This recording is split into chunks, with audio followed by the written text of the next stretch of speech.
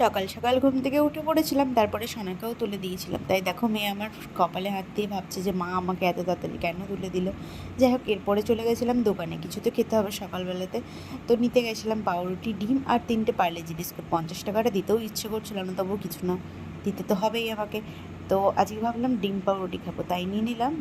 আর আমাদের এদিকে এখন প্রচুর পরিমাণে বাগদা মাছ, চিংড়ি মাছ সব কিছু পাওয়া যাচ্ছে। তো দিদি সেদিনকারে নিয়ে এসেছিলো বাগদা মাছ, চিংড়ি মাছ। দিদি সোনারপুরে থাকে, তো ওখানে নিয়ে যাওয়ার জন্য ওখান থেকে কিছুটা মাছ নিয়ে আমরাও নিয়েছিলাম। তো আজকে দুপুরে ওটাই রান্না হয়েছে। দুপুরে খাওয়া দাওয়া করে বিকেলে চলে গেছিলাম সোনাকে নিয়ে ঘুরতে, কারণ ওকে রোজ ঘুরতে নিয়ে বেরোতে হয়। আমার মেয়ের বয়স এখন প্রায় 6 মাস। তো ও দেখো ধরতে শিখেছে, তাই এই মোটু পাতলুগুলোকে দেখেও খুব তাকাচ্ছিল, তাই ওকে ধরতে নিয়ে গেলাম। তো দেখো কীভাবে ধরছে। তো ভাই সন্ধ্যাবেলা নিয়ে এসেছিলো স্যান্ডউইচ আর পকোড়া। তোমরা স্যান্ডউইচ আর পকোড়া খেতে কে কে পছন্দ করো কমেন্ট করতে ভুলবে না। তো আজকের ভিডিওটা এতটাই। আজকের মিনি ব্লগটা তোমাদের কেমন